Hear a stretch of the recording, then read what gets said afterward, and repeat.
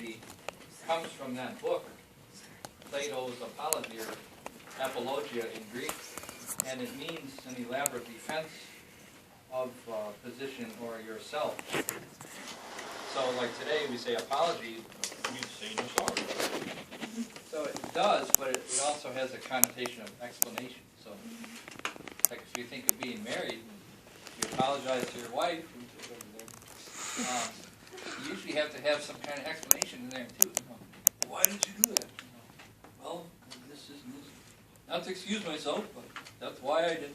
So it has that connotation of explanation. And that's what apologetics is. So I haven't looked at these questions.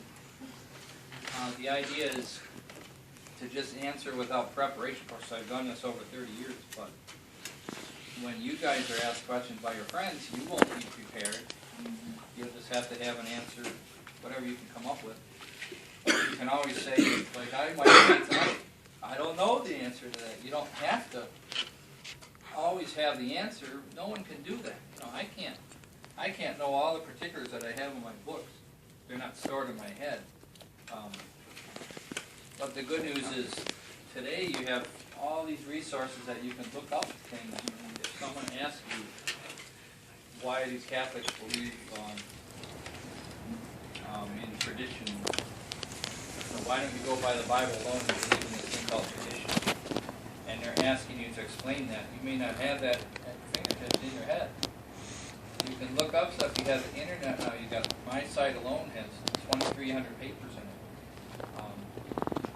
Or you can look at books, various books, and articles in magazines like Catholic Answers magazine and so forth. You have resources. If you had a day, you could come up with a great answer and get back to this person and give them the answer. So you don't have to know. That's key, because sometimes we feel that we have to, we have to know everything. If someone asks about the Catholic faith, and they have this idea that you have to be able to answer everything on the spot, or else Catholicism isn't true. Well, that's silly. No one can do that. So all right. With that introduction. You ready?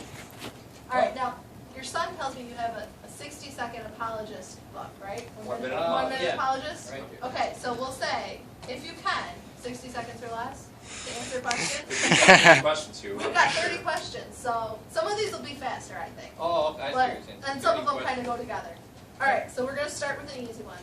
Maybe not, I don't know. What's your favorite song? Favorites. Throw them off a little bit. Good start. I know, we're throwing them off. That's a curveball. Oh, man. There might be curveballs later if you want to. Well, this is before your time, but for an actual record, like they have Record of the Year in the Grammys, it's a song called Soul Man, which is from 1967 by Sam and Dave. Soul Music. All right. More on topic, maybe. Yeah. But I love music, so that's good. There we go. Okay. What is the best version of the Bible to read? Well, okay, that can be subjective, or there's aspects of that's actually becomes complicated. For me, my favorite is Revised Standard, which comes in like a Catholic version. It's not that different. There's only about 11 verses, I think, or so that are different from the Protestant. Revised Standard sort of keeps the style of the old King James. Everyone's heard of King James, right? Famous Bible, 1611. It tries to keep the style, but takes out the archaic words of these and thous, and those kind of things. Which I like. I like the older style, but I like it to be in modern language. That's my personal favorite. A lot of my fellow apologists say the same thing, like Scott Hahn. I hear that a lot. He did a commentary and used RSV. So that's what I would recommend, but it's not. There's lots of different versions that you can use. So. Maybe as a follow-up, what version do we hear at Mass? I think they do use RSV. Is it the It might be RSV the one? new Revised Standard. Yeah, if I'm not mistaken. If they have the new one, they're probably using the new one. I think they stopped using the New American Bible, which I personally think is terrible. It's just lousy English, in my opinion. But that's not to condemn it or anything. Oh, add on question. Yeah. Is it unholy to go shopping on the Lord's Day? Not that I know of. Because my mom thinks that it's unholy because we're supposed to rest, so she won't shop on Sunday. So. No, because the idea is to refrain from work. You know, I think most people think shopping is fun, so it's not really work. I think it's also like if it's not something that you like absolutely have to, I think you're supposed to kind of avoid it because other people have to work. Like if you're shopping, then you're like buying from people that are selling. So I think that's the idea of it. So I think you're like kind of supposed to avoid it, but yeah, I don't know if it's not holy, but I think you're supposed to avoid it for that reason. Yeah, that's a good point. I know, I've been having this debate with myself and with my husband last week, because they're gonna be working anyways, and they might not have the same beliefs as me, so it might not be a problem for them to work. That's So I don't know. And if no one buys from them, it's just gonna be boring. Well, if I went shopping with my wife for women's clothes, but that would be work. I'll have twice already. Let's, I'm gonna get it when I get home tonight. No, I hate what shopping. is the Catechism of the Catholic Church? What is? What is it? What is the Catechism? Well, yeah, I was actually going to say earlier, catechetics or catechesis, catechism is what we believe. So Catechism of the Church came out about 20 years ago, approved by the Pope and Magisterium, that simply explains what Catholics believe. It doesn't necessarily go into what apologetics is the why. Why do you believe so-and-so? That's my job to explain that, using reason and history. So that's what it is. It's a basic summary of Catholic doctrine that you can trust to look up. What do we believe about so-and-so? You look it up in the index, and you can take it to be authoritative. Pretty long summary. Oh, well, I had a minute. No, I'm saying the catechism is a long summary. Oh, the catechism. If you want the short version, just read the in brief sections. Or the UCAT. Or the UCAT. UCAT. Okay, Yeah, it's like a youth version, so I'm not familiar with that. it's too much. great. I love the UCAT. Yeah, it's really Everybody should read the UCAT. That's my opinion. Does it make me, general me, not necessarily me, a bad Catholic to not particularly pay attention during Mass? No, I think that makes you a human being. Well, I mean, our minds wander. I think all of us would say our minds wander at times, or with prayer, certainly everyone says sometimes your mind wanders. Now, if it's all the time or something, could be a problem. I don't know how you would work on that. There's different techniques, I guess, to learn how to pay attention or something. I don't know.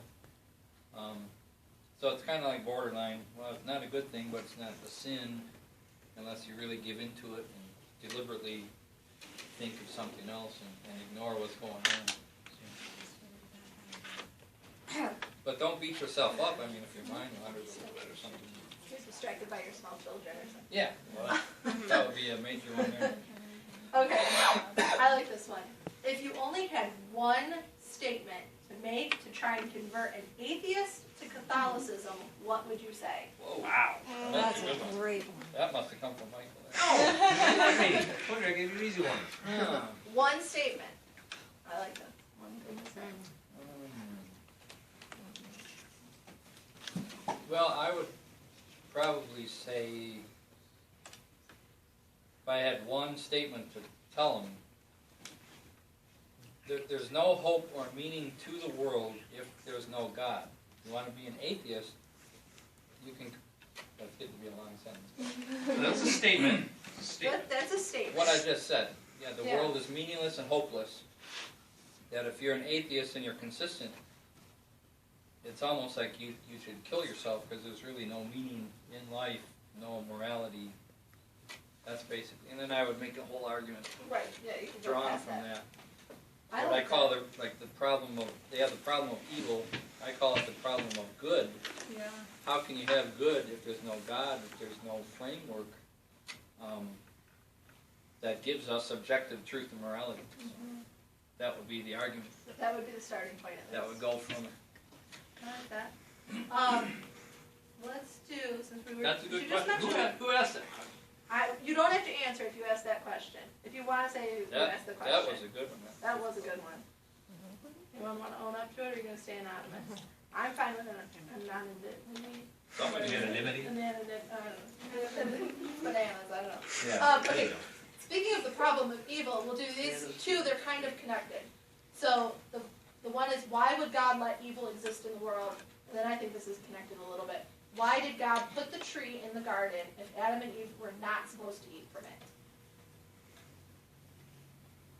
Okay, so why?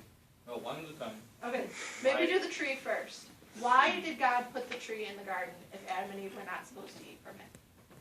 Okay, the tree represents the choice between yourself and God, is the way that I've heard it explained. He's saying it may not have even been a real tree. I'm not being a liberal or whatever, but it's the point of the story. God says don't do something, and Adam and Eve want to do it anyway. Well, why do they want to do it? Because they have this silly notion in their head that I know more than God. Well, the devil comes in and says, God didn't say. He tries to be subtle. You can eat the fruit, nothing will happen. But the idea is, God is saying either choose to obey me or go your own way. That's what that represents. So they chose to disobey God by going against His direct command. It really could have been anything. And then, I guess, kind of like the angels, like, they didn't have a tree or anything like that. They just kind of had to make the choice, right? Yeah, when the devil fell, he chose himself over God, which is the dumbest thing he could have possibly done. Amen. He's there with God. He's God's greatest creation. And he sits there and says, hey, I'm in paradise with God. I think it would be better to rebel against God and go my own way. It's ridiculous, Maybe I thought it would be more interesting. I don't know. It's a mystery. So I guess then, why would God let evil exist in the world? Is the next question. So why would He even let it happen? Because of free will. When God made us, He had not really a choice, but He could have, as we conceptualize it, He could have said, well, you're just going to, I'll make you all perfect and you'll all always do the right thing, But He didn't do that. He said, I think I respect man enough, in effect, to give you a choice to do good or evil, that you can voluntarily do good and choose me of your own free will, rather than me forcing you to do it and saying you automatically will always do the right thing. If you go to strike someone, then I'll stop your hand in the middle of the air and won't be able to do it or something. He wants us to do it freely.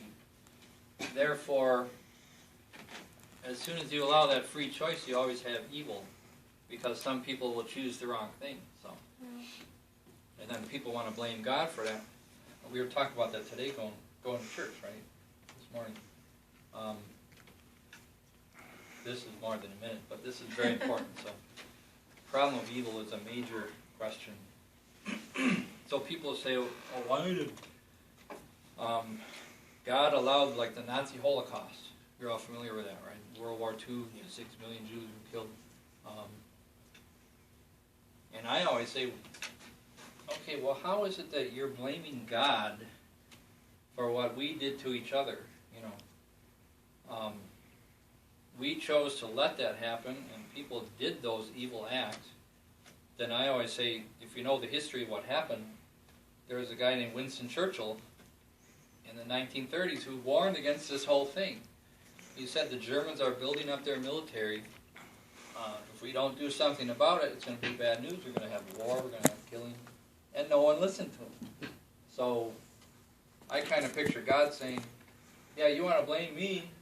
I sent you Winston Churchill to warn you that none of this had to happen. And now you're blaming me for the stuff that you did. So that's an example I use. Because that's brought up all the time. It's God's fault that people got killed or whatever. So, if, like, the reason evil exists is because we have free will and God's not going to, like, intervene in that, there would really be no point in, like, praying to God, like, oh, God, please put an end to terrorism, or, like, please help the, please get these people out of poverty, or like, please get these people out of slavery. Like, there'd be no point to that at all. Well, that's what people say. The point of prayer is to that God will give someone more grace. It doesn't mean that God overcomes their free will. He gives them more of the ability to do good, because every good act that we do, this is Christian theology. Every Christian believes, the Protestant, Catholic, Orthodox, that every good thing we do has to come from the grace of God. Now our choice is whether we cooperate with that or not. We can spurn it, or we can say, I accept that grace and I'll do something good and loving. And that's the purpose of prayer, is that to pray for God's grace to bless someone or heal them or lead them in the right direction. So it doesn't overcome free will. I have another one. If Adam and Eve didn't sin, do you think somebody would have sinned a long time? Yeah, well, Adam and Eve represent the human race, so say there wasn't Adam and Eve, it was Joel and Martha or something. Chances are they would have done the same thing, because it's the human race rebelling against God. The Bible says I'm not sure where it is, but there's a verse where it says, in Adam and Eve all fell. It's the idea that it's all of humanity as a group, or one unit, rebelled against God. So it's not just Adam and Eve. Then we have this thing called original sin, which is sort of what I'm talking about. It's inherited because we're actually all part of that. Every person in this room, we've all rebelled against God. We're born with this tendency. There's that big word, concupiscence. The tendency to sin, 50-cent word. So you choose to either give in to that or not. And then that's where grace comes in, that prevents you from sinning if you follow God's grace. So. Kind of related to Adam and Eve. The card says just thoughts on evolution. So I guess, what does the church teach about evolution? That would take all night and so. We want to debate everything. Well, what does the church say about evolution? Okay, what the church, it's not so much that it teaches or requires, it's saying it's within the permitted opinions of creation, that God could either do it instantly or he could take more time and be a process. So what the church requires is that you believe that there was an original human pair, which is Adam and Eve. Now they could actually have evolved from earlier beings, but what changed with Adam and Eve is they had a rational soul. Mm-hmm. So there's a point at which God gave them what's called made in God's image in Genesis 1 or 2. And that comes from having a soul. And that's what you have to believe, that there's an original pair and that God created them. Whether there's a process or not, we are allowed to believe that. But not in a way that excludes God. You have to have God is behind the whole process, whatever the process is. Mm-hmm. So there's freedom there. A little free will for us. Yeah, I mean, some people say, well, that's... See, the reason why evolution is kind of considered a bad thing by many people is because many times scientists that talk about it, they try to exclude God from it. Mm-hmm. But that's not required at all, because when Charles Darwin came out with 1859, a book called Origin of Species, talked about God right in that book. It wasn't like this atheist treatise or something. Mm-hmm. It talked about there's a grandeur in this view of the world where God did this and that. He talked about God. In fact, he was going to be a minister at one point. So it's not required at all to be an atheist and pretend that everything came about by chance, or you had this big bang and everything came from nothing for no reason or whatever. That's absurd. Mm-hmm. We believe that God caused that. God caused this Big Bang because he's behind the whole process. So. Question. Clarification. Oh, The big Another thing one. wasn't like everything came from nothing. Like all the matter in the universe, which at the point was actually like very little matter, was in like a very very dense point. Like we're not really sure how it got there. Like it's entirely possible that the matter there was actually part of like a previous universe like collapsing into itself and like into a little point and then exploding back out into our universe. well, that's what they're trying to say now. That's good because what they call a multiverse. It's because the atheist type scientists, or what's called materialist scientists, can't explain how it got there in the first place. How this point that blew up, what caused it, how it got there, they can't explain that. So they try to move it back to, well, there was a universe before that. But it's really not an explanation. Yeah, because then what made the universe before that? Exactly. They can go on. An infinitely dense point that came from another universe?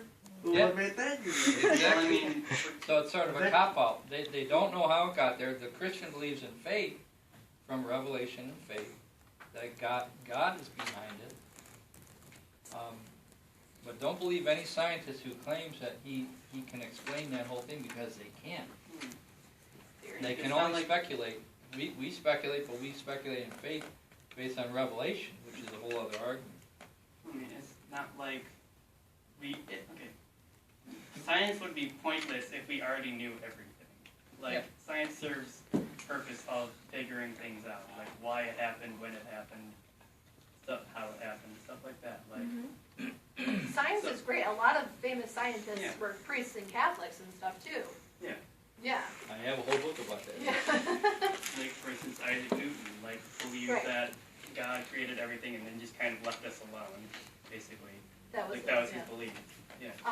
Father of genetics was a priest. I can't Yeah. remember his name. Mendel. But Mendel. Yep. Was that, Mendel. he was a monk, yeah. Okay. Haunted Squares, did he do those? I think Yeah. he did. Yeah. That was my favorite science fair project. She studied peas, I think. Yeah. Yep. Good All times. right. Changing tracks a little bit. Good memories. What is the greatest or worst sin? I don't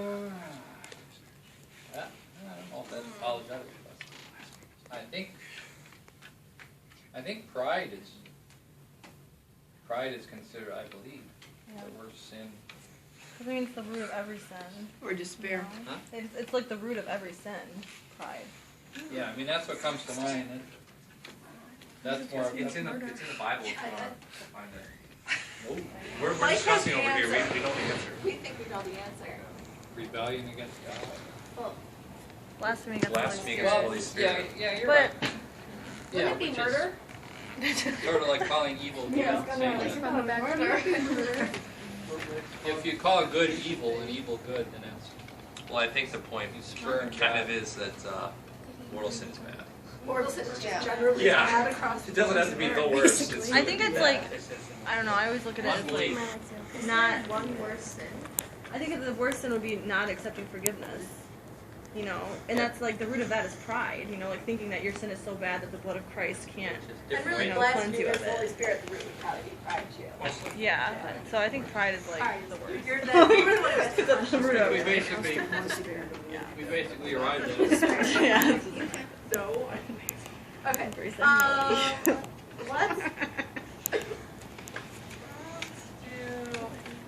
Okay.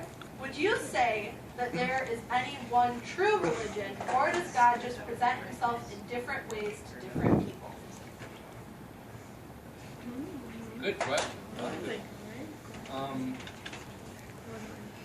Well, it's sort of both and. It's like the question is presented as this or the other. I don't think you have to choose, so you can.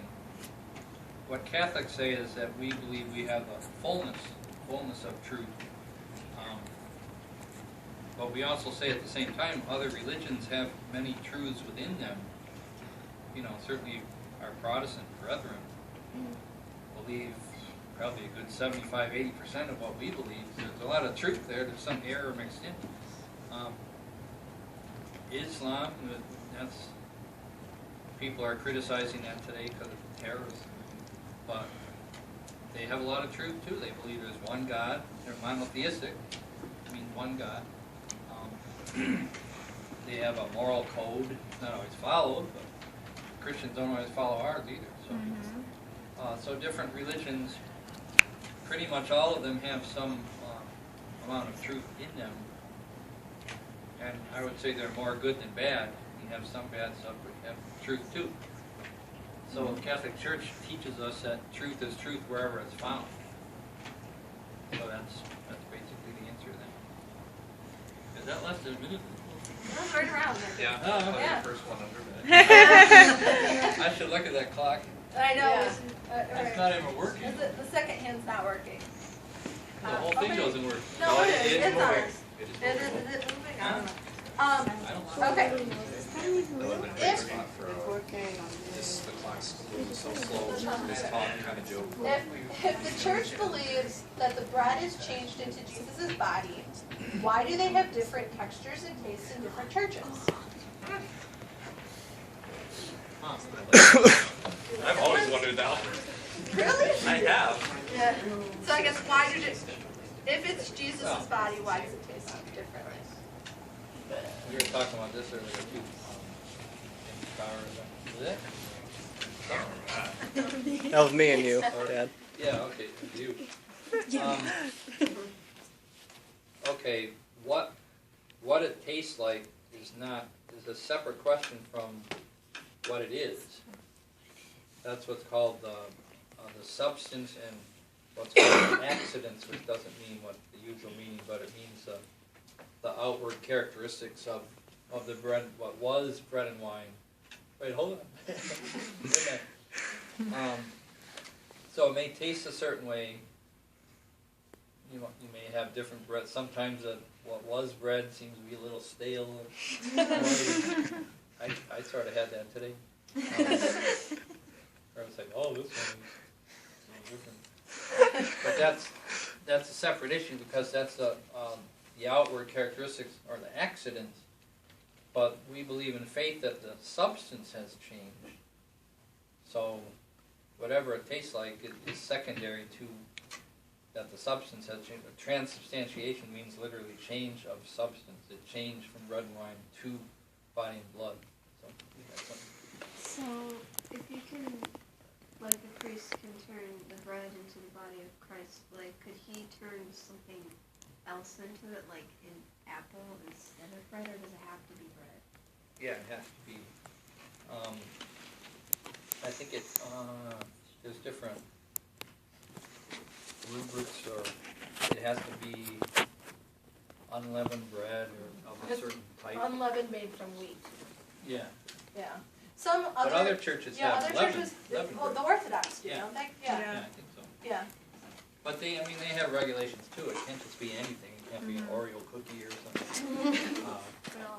And it's Because kind then there could be all kinds of abuses. You Well, have to and- have some and kind of... it's funny because the Protestant churches that have communion, sometimes they use grape juice, which we would not be able to use grape juice. It has to be wine. Yeah, that was Right. us, the Methodists, when I grew up.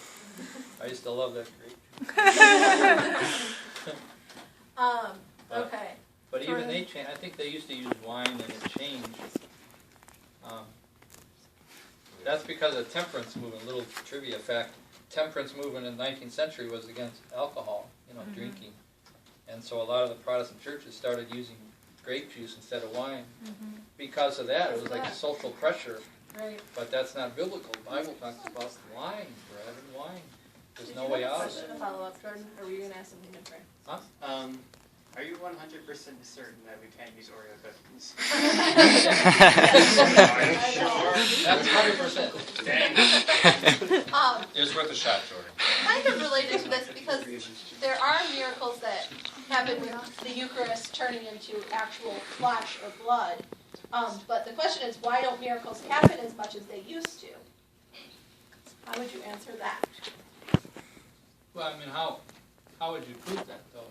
It's like, on what basis would we... Did you hear about the Pope and the blood of St. Yeah, I did. Gennaro? Yeah. That was, what, yesterday? What happened? Yesterday? Very recent. Is this you have a No, I just have like a side thing. side thing about miracles? Yeah. A little girl that I babysit, her mom's stepdad, so her grandpa, he was in kidney failure and liver failure.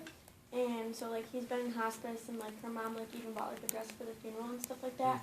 And they did blood tests yesterday, and, like, everything's working. All right. That's amazing. Yeah, I mean, it's a difficult question. I think we assume, well, they had all these miracles in the Bible and so forth, and there's not many today, but there are a lot today. You still hear about people being raised from the dead. And, Yeah, it's just because the news focuses on the negative things of the world. That's right. Have you ever seen Bruce Almighty? Yeah. Do you know what part I'm talking about, though? Like, when he says, like, what about, like, a miracle? And then Morgan Freeman's like, a miracle isn't this. Like, a miracle is, like, a single mom, like, getting her kids to school and, like, all this stuff. Yeah, it's not necessarily big, like Jesus coming and raising someone from the dead. The thing with the blood of Saint Gennaro, I thought that was what is awesome. that? Can you explain that? Yeah, that's cool The stuff. other day, Pope Francis was in Naples, I believe. I think- Yeah. And there was this saint, he was a martyr, Saint Gennaro.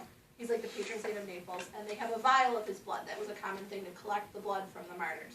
So normally his blood will, right now it's dried, but it'll liquefy on like his feast day. There was another day, and like the Saturday before the first Sunday in May. So there's 3 days normally it liquefies.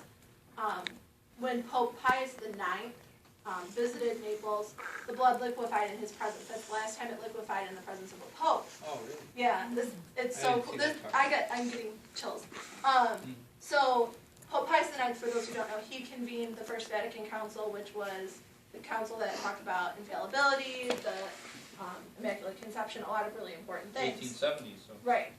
a long time. So Pope Francis was visiting, and the blood is half liquefied, which it was like this whole big deal. The bishop or cardinal who's there, he was like announcing it, and like all the people in the streets, like you can just imagine they were there to see the Pope, and they're all like, "It's a miracle! It's a miracle!" You know, in Italian. But Pope Francis, what I loved what he said about it, he's like, because the bishop said, "Oh, the blood half liquefied, it's a miracle," and Pope Francis says, "It half liquefied because Saint Gennaro only half loves us. We still have to convert the rest of the way," which I thought was just great that he said that, because it's so humble to say like, "Okay, we're halfway there. Like, keep going, people," and it wasn't just about him.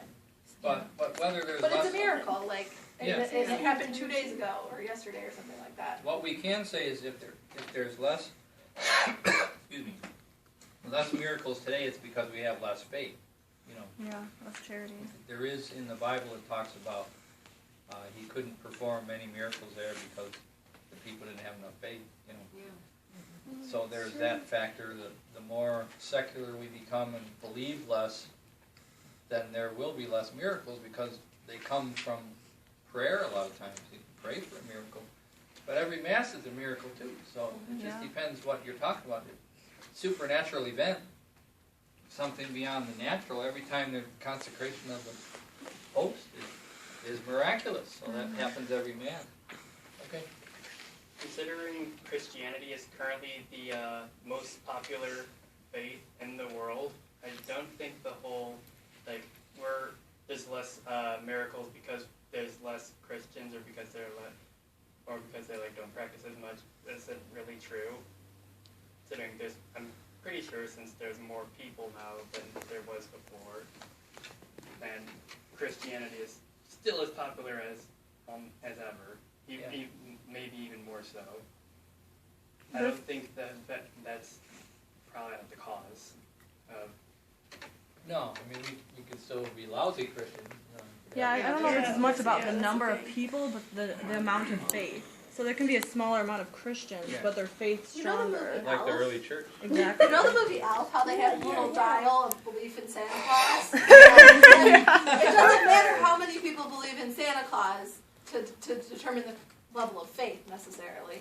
Yeah, but it's what God's doing too. A lot of it is a mystery. He could decide to start doing a bunch of miracles, but he knows how they'll be received because he knows what's going to happen before he does whatever he does. So it's up to him how many he will permit. There was more in the apostolic period. We know that because it was trying to get the church off the ground and people would believe it. So. Rachel, do you just want to pick maybe 2 or 3 Yeah, I have- juiciest ones? Yeah, I've got, No, I'll try to be quick. all right. These ones are kind of connected. If can there be aliens, basically? Can there be life on other planets? And if there is intelligent life on other planets, could Jesus take their nature to save them from sins if they needed it? Yes and yes, I would say. C.S. Lewis, I know he makes arguments that is perfectly consistent with the Bible. The Bible doesn't say anything one way or another. So he thinks, and I agree with him, it's perfectly possible that there could be. And then, of course, he says if there's another planet, then they would, and if they're fallen like we are, they would have to be saved like we are. So would Jesus take their nature then, the way he took our nature? That's what I would think would be the probability, yeah.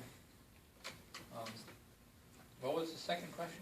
That was the if you could take their nature part was the second part of it. Yeah, or some way. It's interesting. I don't think we automatically have to say no. There couldn't be any. I don't see anything in the Bible that would exclude it. But that's my opinion. I don't know what the church actually teaches, if they even mention it anywhere. So. You gotta look up stuff from the Vatican astronomer. Yeah, you'd be the guy there. You'd be the guy to know. What's the best way? 60 seconds or less. This might be in your book, so it might be an easy one. To explain purgatory to Protestants. Okay, well, there is what I call a nutshell argument for purgatory. All talking to Protestants in particular. Yeah. Okay, the Protestant agrees with us that there's no sin in heaven, right? In Revelation it talks about there no sin shall enter, or you have to be clean, something like that. So we're agreed on that. The question is, how do we get from this place where we're sinners to heaven where we're without sin? So the Protestant believes that apparently in 1 second God just zaps you and you become free from sin. We think it's more of a process. So what I say about that is, and I've made this argument several times actually talking to people, we essentially agree that there's no sin in heaven. We only disagree about how long it takes to purify us. They basically think it's instant, and we think that there's some kind of process that we go through, which is talked about a lot in the Bible. The Bible talks many times about God chastens us, He purifies us like iron in the fire, this kind of thing, or silver or whatever. So that's where I see a parallel to purgatory. In 1 Corinthians 3 is the verse 3:15. They will be saved. They're saved but through fire, something like that. That's my paraphrase. Which one do you think should end with? It actually says fire in it. It talks about being saved. What do you guys think? I'm telling Mike to pick our last one. Last one. Did we get through And all then of them? we'll do our prayer time, and then if we want to do more, like when we're having snacks, if anybody wants to ask questions or whatever, we can always do that too. I can speed it up or whatever. Trying to get through. That's a little more fun. It's a little lighter. No, let's end with Let's the do fun. that one. Okay. So I'm on a lighthearted What's note. your favorite song? One of those? No, not Still church related for this A little one. more church related. Does the church believe that St. George killed a dragon? I think it's a great question. Yeah. That might be the stumper of the night. I don't know. I actually have an answer on this one. Oh, we have an wow. answer. I think that's. I don't really know, but I think that's one of those where it's kind of like semi-historical, where they're not really sure. It's kind of borderline. Some of the saints that are way back in time, they're not really sure. They just sort of accept the report. But that's the biggest stumper so far. No, we have done a stumper. What? I mean, I would say my answer is that I think I've read recently that the historical record for St. George is like non-existent, so he probably didn't even exist. Yeah. But I mean, I'd say it was probably a dinosaur. That would be my answer. That was I thought of that. Well, if you're right, then what I said is true. I guess it's You never know. kind of What we've got a bunch The of dinosaur people are coming. One thing that I know from reading Revelations is like it talks about like Satan taking the form of a dragon. So maybe it's referring to dragon as like a demon, or Or just Yeah. beast in general, you know. yeah, It's or a it's beast. just with a the really myth, big that's Just lizard. cracked open the mystery. Oh, I'm really excited about that answer. That was Maybe awesome. he fought an alligator or whatever. Who That's knows? He impressive. was in Florida. It was really impressive though, because if St. George didn't actually exist, then it's more of an allegory or a myth story to illustrate a point of a hero saving someone from sin, Yeah. maybe even. Yeah. There Yeah. we go. I like that It's a one of lot. those things where the point of the story is more important than whether it's a fact Right, or not. exactly. Also, the I like that a Revelation's lot. talking about Satan as a dragon makes me think of like whenever someone talks about like him taking the form of a snake, I'm pretty sure it was actually just like him actually as a dragon, which completely different looking scenario than like little garden snake walks up and starts talking to people. The giant dragon. Yeah. Well, it's something not very pleasant, whatever it is. Maybe like in the story of Adam and Eve, like as God's punishment to the snake, like it takes away its arms and legs, which so like maybe by dragon it just means like a snake with arms and legs. Yeah. Maybe. So I always imagine like There you Randall go. from Monsters Inc. Yeah. Wings. Yeah. I mean, in Figured mythology, it out. snakes and dragons All have right. been very related. So we It's can fun, we can though. always continue the Bible conversation later. So let's give Mr. Yes. Armstrong. Thank you.